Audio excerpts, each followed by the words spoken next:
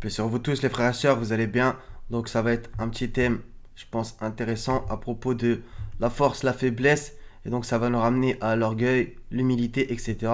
Donc j'ai pris cette phrase coranique donc, que le diable Iblis a dit. Donc on va voir pas mal de trucs. Donc je pense que ça pourrait être important, surtout dans cette période où justement ils veulent affaiblir le peuple comme d'habitude, nous diviser, etc. Donc du coup, c'est pour vous donner de l'espoir et du courage, bien que j'espère que vous en avez, bien entendu, par la grâce du Seigneur, et donc réaliser certaines choses, si ce n'est pas le cas. Donc comparé à la faiblesse que l'on a ou que l'on imagine avoir, et la force que l'adversaire a ou sa force prétendue. D'accord? On va avoir pas mal d'exemples coraniquement, on va aller un petit peu dans la Bible aussi. Donc on va rendre déjà à Dieu ce qui lui appartient. Sourate 42, verset 19. Rajim, Bismillah, un petit segment. Et c'est lui le fort, le puissant. D'accord? C'est lui le fort, le puissant.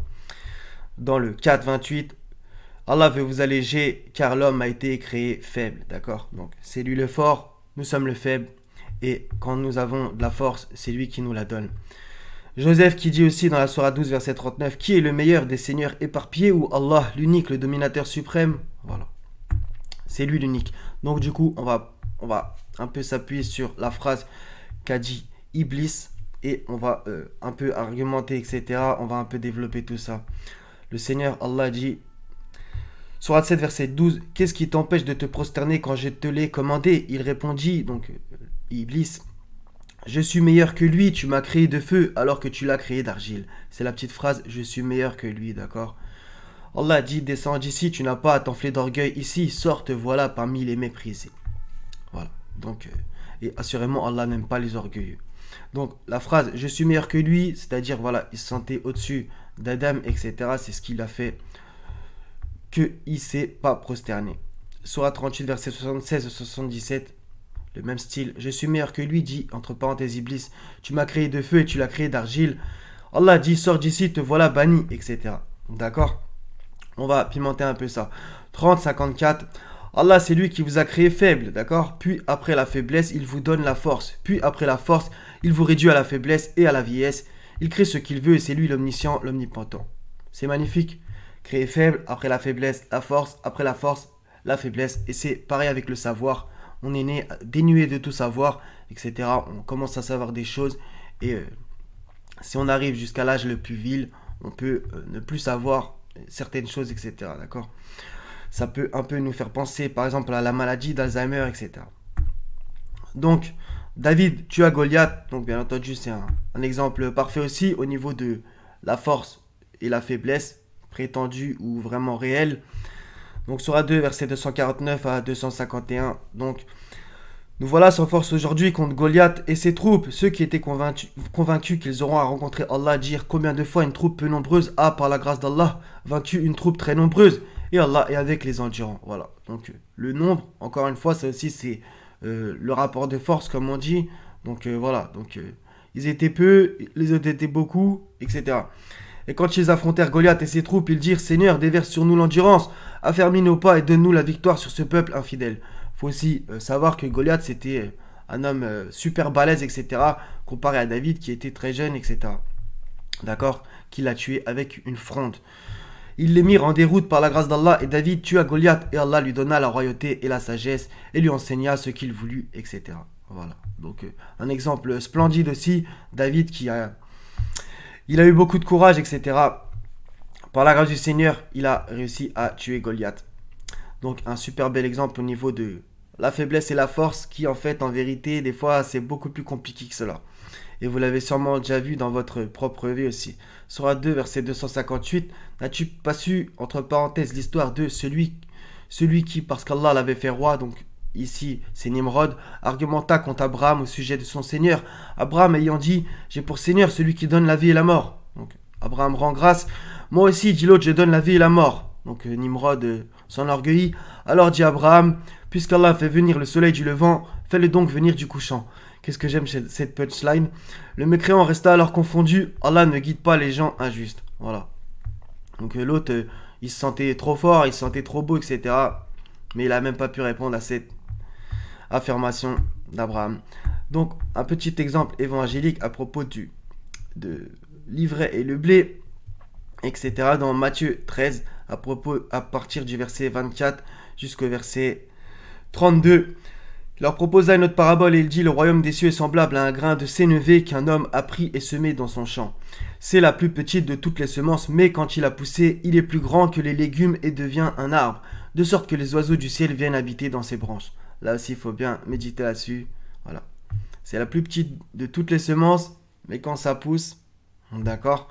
Donc on peut aussi y voir ce rapport-là. À propos des fourmis, donc bon, un peu compliqué à savoir. En vérité, elles ont la capacité de transporter entre 10 et 50 fois leur propre poids. La fourmi tisserande 100 fois son poids, mais bon, il y a quelques contradictions. L'effort fourni par une fourmi ouvrière pour porter 1000 fois son poids, donc là c'est carrément extraordinaire. Donc la fourmi, c'est un super bel exemple. Déjà, elles sont en rang serré. Elles sont vraiment en rang serré. Elles agissent vraiment en groupe, etc. C'est magnifique. C'est un super bel exemple. Nul ne connaît les armées de ton Seigneur. Si on se comportait comme les fourmis, bah, le mal, il serait déjà... il reculerait, franchement, déjà. Et voilà, elles portent leur poids. Donc, c'est un rapport avec ce que je vous dis.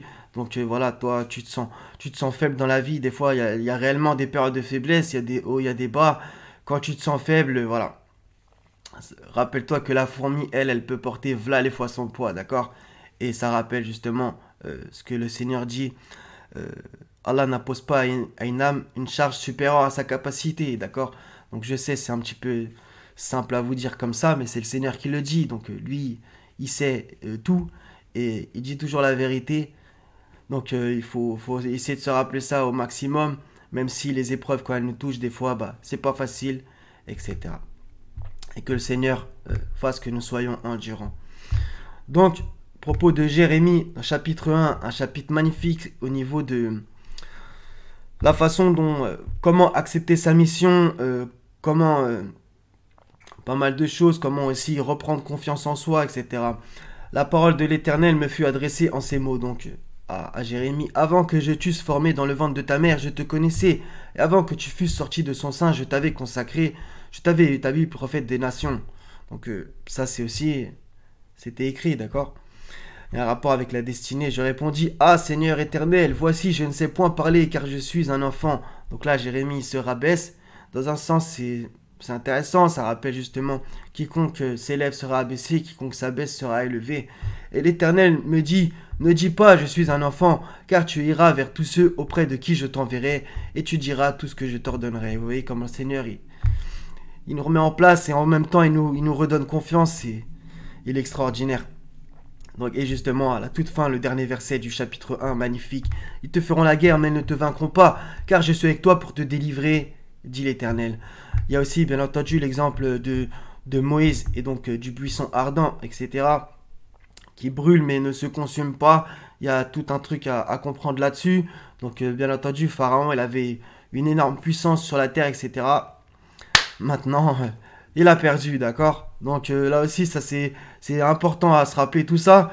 On va pas se mentir, si on prend les choses d'une manière froide, un seul homme, Moïse, contre Pharaon, son armée, son empire, etc., bah, c'était vraiment pas gagné. Et c'est pour ça que même Moïse dans la Torah, il dit certaines choses, je vous invite à le lire, qui justement, voilà, il est dans un certain sens, il est réaliste. Mais le Seigneur, lui, il sait ce qu'on ne sait pas, et il voit tout, il connaît tout, et il savait que finalement la victoire allait revenir à Moïse. La victoire appartient à Allah, d'accord? Le parti de Satan, il perd toujours au bout d'un moment, même si des fois on a l'impression qu'il gagne, comme par exemple en ce moment, d'accord? Donc voilà, justement, il faut essayer de garder l'espoir par rapport à ce qui se passe en ce moment. C'est vrai que les choses se compliquent, etc. Maintenant, voilà, justement, à propos de la force et la faiblesse, c'est Dieu le fort, et la ruse du diable est faible, d'accord? Donc par la grâce du Seigneur, ils vont perdre, même s'ils se sentent super puissants, ils ont ceci, cela, des drones, tout ce que vous voulez, d'accord? Ça c'est rien. Ni les cieux, ni la terre, ne les pleurèrent, voilà. Donc, on continue sur Acte 43, verset 52, avec l'exemple de Moïse et Pharaon. Donc, regardez ce que Pharaon dit, regardez comment comme Dieu le dit, Pharaon était hautain sur terre. Ne suis-je pas meilleur que ce misérable qui sait à peine s'exprimer? D'accord, il a dit ça à propos de Moïse. Et dans un sens, Moïse, il a dit, Aaron est plus éloquent que moi, d'accord? Donc, dans un sens, il a dit une certaine chose, d'accord? Même Moïse lui-même reconnaissait, voilà, Aaron est plus éloquent que moi. Mais l'autre, il a pris cette chose et il s'est foutu de lui, quoi. Justement, c'est incroyable. Et c'est justement écrit au-dessus, dans un certain sens. Puis lorsqu'il vint à eux avec nos miracles, voilà qu'ils en rirent. Voilà, ils sont foutus de lui. Certes, on s'est moqué de messagers avant toi, etc. Leur propre raillerie les enveloppa. Voilà, ceux dont ils se moquaient. Comme a dit Noé, si vous vous moquez, nous nous moquerons de vous. Voilà, donc Pharaon, c'était vraiment un personnage. Pharaon était hautain sur terre, il répartit en clans ses habitants afin d'abuser de la faiblesse de l'un d'eux. Voilà, c'est exactement ce qui se passe encore aujourd'hui. Ceux-ci contre ceux-là, etc., etc. Ils divisent tout le monde, ils veulent rester en haut de la pyramide ensemble afin d'abuser de la faiblesse de l'un d'eux. On peut y voir ici, là, d'une manière, les croyants, d'accord, ils veulent, voilà, les croyants, ils ont une certaine faiblesse, voilà, avec cette laïcité, etc. Vous m'avez compris, un monde totalement incroyable où il se passe des choses totalement inverses de ce que des valeurs d'un croyant normal. Et donc, du coup, voilà, ils abusent de tout ça avec certains lobbies qui prennent une place ultra importante et qui veulent piétiner tout le monde. Ils égorgeaient leurs fils et s'est laissé vivantes leurs femmes. Il était vraiment parmi les fauteurs de désordre. Mais nous voulons favoriser ceux qui avaient été faibles sur terre et en faire des dirigeants et en faire des héritiers. D'accord? Donc là, le Seigneur, il dit quand même, ceux qui avaient été faibles sur terre. Donc il y a bien cette notion. Là, il n'y a aucun problème. Ils étaient faibles, les enfants d'Israël, face à Pharaon. Ils étaient faibles. Mais Allah a voulu les favoriser, etc. Et on voit plusieurs fois qu'ils héritèrent, etc. Donc c'est toujours comme ça, en fait. Tu peux être faible, mais finalement, comme on va le voir avec l'exemple du jardin à la fin dans la sourate 18, voilà, tu as un beau jardin, tu rends pas grâce, l'autre à côté, il l'a pas, finalement c'est lui qui va en hériter, d'accord, dans un certain sens. Donc là, les autres pourritures, là, ils s'amusent, ha ha ha, hi hi hi, mais vous inquiétez pas, ça se peut que demain, khair inshallah ta'ala, et en faire des dirigeants et en faire les héritiers et les établir puissamment sur terre, c'est vraiment magnifique. Donc ils passent de la faiblesse à la puissance. Et faire voir à Pharaon, à Haman et à leurs soldats ce dont ils redoutaient. Cette petite notion est importante, ce dont ils redoutaient. Parce que les riches, les puissants, etc., eux, ce qu'ils redoutent, c'est quoi? Ils redoutent la mort, déjà, premièrement, ce qui leur est arrivé. Et ils redoutent que leur puissance financière, de l'armée, etc., tout ça, ça s'écroule comme un château de cartes. C'est vraiment magnifique. Alors qu'un croyant, vu qu'il espère l'au-delà, toutes ces choses sont bien derrière. D'accord? Même si le Seigneur, bien entendu, il peut te les offrir. Tu peux devenir riche et ne pas faire le désordre sur terre en devenant riche. Tu peux au contraire tout donner, etc. D'accord? Pour la face du Seigneur. Donc tout ça, c'est super intéressant. Sourate 11, verset 91-92, ils dirent « Ô Shuaïb, nous ne comprenons pas grand-chose à ce que tu dis, et vraiment nous te considérons comme un faible parmi nous. » Voilà, vous voyez? Ils considéraient souvent les messagers comme des faibles. Ha ha ha, etc. T'es un faiblard, tu nous invites à délaisser nos divinités, blablabla. C'était toujours pareil. Si ce n'est ton clan, nous t'aurions certainement lapidé, et rien ne nous empêche de t'atteindre. Alors cette phrase, à chaque fois que je la lis, elle me... D'accord? C'est incroyable. C'est comme si en gros, il leur disait, ouais, mais tu vois, ta clique là, d'accord? Si elle n'était pas là, en gros, on t'aurait fumé. Hein? Il dit, oh mon peuple, mon clan est-il à vos yeux plus puissant qu'Allah? Ça, c'est... Quelle est répartie? À qui vous tournez ouvertement le dos? Mon Seigneur embrasse tout ce que vous œuvrez. Magnifique. D'accord? Splendide réponse. Et quand on leur dit suivez ce qu'Allah a fait descendre, ils disent non, mais nous suivrons les coutumes de nos ancêtres. Quoi? Et si leurs ancêtres n'avaient rien raisonné et s'ils n'avaient pas été dans la bonne direction? Voilà. Quand les meneurs désavoueront les suiveurs à la vue du châtiment, les liens entre eux seront bien brisés. Donc voilà. Ceux qui avaient mécru dirent jamais nous ne croirons à ce Coran, à cette lecture, ni à ce qui l'a précédé. Donc à ce qui l'a précédé, posez-vous la question pour certains. Et si tu pouvais voir quand les injustes seront debout devant leur Seigneur, se renvoyant la parole les uns aux autres, ceux que l'on considérait comme faibles diront à ceux qui s'enorgueillissaient, sans vous nous aurions certes été croyants. Donc vous voyez comment ils vont se renvoyer la balle. Que le Seigneur nous en préserve. Ceux qui s'enorgueillissaient diront à ceux qui considéraient comme faibles: est-ce nous qui vous avons repoussé de la bonne direction après qu'elle vous fût venue? Mais vous étiez plutôt des criminels. Et ceux que l'on considérait comme faibles diront à ceux qui s'enorgueillissaient: c'était votre stratagème plutôt nuit et jour, de nous commander de ne pas croire en Allah et de lui donner des égaux. Et ils cacheront leurs regrets quand ils verront le châtiment. D'accord, on voit bien le lien. Nous placerons des carcans au cou de ceux qui ont mécru. Les rétribuerait-on autrement que selon ce qu'ils œuvraient? Voilà. Sourate 40 dans le même style, versets 46 à 48. Je vous le lis pas, comme ça vous incitera peut-être à y aller. Sourate 14 verset 21 dans le même style aussi. On continue. Sourate 19 verset 4 à propos de accepter sa faiblesse, et on va voir comment en acceptant sa faiblesse et par une humilité extraordinaire, Zacharie a été exaucé. Lorsqu'il invoqua son Seigneur d'une invocation secrète et dit: oh mon Seigneur, mes os sont affaiblis, d'accord, donc il reconnaît sa faiblesse, il n'y a aucun problème, et ma tête s'est enflammée de cheveux blancs. Je n'ai jamais été malheureux en te priant, oh mon Seigneur. Vraiment, c'est une phrase. Je crains de mes héritiers après moi, et ma propre femme est stérile. Accorde-moi de ta part un descendant qui hérite de moi et hérite de la famille de Jacob, et fais qu'il te soit agréable, ô mon Seigneur. Ô Zacharie, nous t'annonçons la bonne nouvelle d'un fils, son nom sera Yahya. Nous ne lui avons pas donné auparavant d'homonyme. D'accord.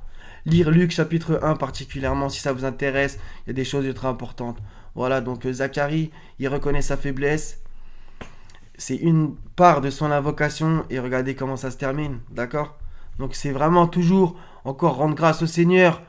Si par exemple tu es fort dans un domaine, c'est par sa grâce. Si tu es faible, humilie-toi, etc. Dis: Seigneur, je suis faible, j'arrive pas à faire ceci, j'arrive pas à faire cela. Et par la grâce du Seigneur, j'ai pas les mots, la vérité. Le meilleur des donateurs, il peut te donner des trucs que tu n'imagines même pas, d'accord? Donc voilà, tu peux être très petit et vaincre un géant, ok? À l'exemple de, voilà, David, Goliath, Moïse, Pharaon, etc. 49-11, à propos de justement être meilleur ou pas meilleur. Donc c'est justement un rapport de force dans un certain sens. Oh, vous qui avez cru qu'un groupe ne se raille pas d'un autre groupe, ceux-ci sont peut-être meilleurs qu'eux. Voilà. Et que des femmes ne se raillent pas d'autres femmes, celles-ci sont peut-être meilleures qu'elles. Ok? Ne vous dénigrez pas et ne vous lancez pas mutuellement des sobriquets. Quel vilain mot que perversion lorsqu'on a déjà la foi. Et quiconque ne se repent pas, ceux-là sont les injustes. C'est vraiment un verset magnifique et qui doit tous nous faire nous remettre en question. Parce que voilà, on a vachement tendance à dire oui les gens, oui un tel, oui une telle. Mais il faut qu'on se regarde nous-mêmes d'abord. Ok? Vraiment, ça c'est le plus important. On va pas se mentir. Et qui peut jeter la pierre et n'a jamais fait ce que dénonce ce verset? Qui? Remettons-nous en question. Pleurons sur nos propres péchés déjà. Ça serait déjà pas mal. Même si bien entendu, il faut combattre le mal là où il se trouve, qu'on se comprenne. Mais d'abord, s'occuper de notre âme à nous, notre cœur. Et que le Seigneur, si nous avons un cœur de pierre, qu'il nous en donne un cœur de chair. Sourate 18, versets 32 à 43, un exemple magnifique à propos du jardin. Donc, je possède plus de biens que toi et je suis plus puissant que toi grâce à mon clan. On y revient, grâce à mon clan. Il entra dans son jardin coupable envers lui-même. Il dit: je ne pense pas que ceci puisse jamais périr. Donc ça aussi, il y a vraiment un lien aussi. D'accord? C'est penser que les choses sont acquises. Alors que comme dans le livre de Job, Job il a dit quoi? L'Éternel a ôté, l'Éternel a donné. D'accord? L'Éternel a donné, l'Éternel a ôté. Faut vraiment se méfier. Et ça rappelle aussi le remplacement que le Seigneur il parle dans pas mal de passages. Dans la sourate 47 particulièrement. Si vous voulez, on y va tout de suite. Vous voilà appelés à faire des dépenses dans le chemin d'Allah. Certains parmi vous se montrent avares. Quiconque cependant est avare l'est à son détriment. Allah est le suffisant à soi-même alors que vous êtes les besogneux. C'est cette petite partie. Et si vous vous détournez, il vous remplacera par un peuple autre que vous. Et ils ne seront pas comme vous. D'accord? Le Seigneur, il peut nous donner des choses incroyables, extraordinaires. Maintenant, si on déconne, il vous remplacera par un autre peuple, par un peuple autre que vous. Ils ne seront pas comme vous. Faut craindre le remplacement et que le Seigneur nous en préserve. Voilà les frères et sœurs, donc à propos de la force et la faiblesse. Purée, ça fait quand même 20 minutes. Bon, bah, Inch'Allah, vous serez allé au bout. Si c'est pas le cas, bah, c'est la vie, c'est comme ça. Et donc, voilà. Donc, si tu te sens faible, comme le Seigneur, il a dit envers ton nid, pour conclure, quoi de mieux que sa parole pour parler. Déjà, c'est lui le fort, le puissant, alors que nous, on a été créés faibles. Et Allah, c'est lui qui vous a créé faible, créé faible. Puis après la faiblesse, la force. Puis après la force, il vous réduit à la faiblesse et à la vieillesse. Il crée ce qu'il veut et c'est lui l'omniscient, l'omnipotent. Donc si tu te sens faible, ça se peut qu'à un moment la force va revenir. Essaie de garder espoir et qui désespère de la miséricorde d'Allah si ce n'est les gens mécréants. Voilà. Donc j'espère que vous ne prendrez pas ça pour juste des belles paroles. Je pense que vous l'avez tous vécu au fond de vous. Vous étiez peut-être ultra fort dans un domaine et du jour au lendemain, on devient super nul. C'est comme ça. Et des fois, c'est dans le sens inverse. Et des fois, il y a des choses qui durent jusqu'à la fin de notre vie. D'accord? Donc il y a des choses qui s'en vont, des choses qui viennent. Ça va, ça vient. Voilà, donc même les messagers, par exemple, quand on voit le cheminement spirituel de Moïse, d'Abraham, par exemple, ils sont passés par certaines choses jusqu'à un moment à atteindre la certitude, mais ils ne l'ont pas eu dès le départ, d'accord? Il faut passer par certaines choses. On peut même voir aussi dans la sourate 94, on va y aller tout de suite, après la difficulté, la facilité, etc. Donc essayons de toujours nous remémorer cela. Voilà, à côté de la difficulté est certes une facilité. Voilà. Et ne t'avons-nous pas guidé alors que tu étais égaré, etc. Tu peux être pauvre et le Seigneur t'enrichit de plein de manières, spirituellement, matériellement, etc. Et vice-versa. Donc voilà, donc qui est le fort, qui est le faible? Ah, des fois c'est plus compliqué que ce qui en a l'air. Voilà. Et c'est le Seigneur le fort. Et nous, on a été créés faibles. Et si par sa grâce infinie, on a une certaine force dans certains domaines qui fasse en sorte que elle reste, Inch'Allah ta'ala, le plus longtemps possible et Inch'Allah jusqu'à notre dernier souffle. Et le plus important, de toute façon, c'est l'au-delà. Donc soyez bénis les frères et sœurs. Wa salamun ala al-mursalin. Walhamdulillahi rabbil alamin. La ilaha illa hu al-Azizul Hakim. Paix sur vous tous. À la prochaine si Dieu veut. Prenez soin de vous. Je vous aime. Salam.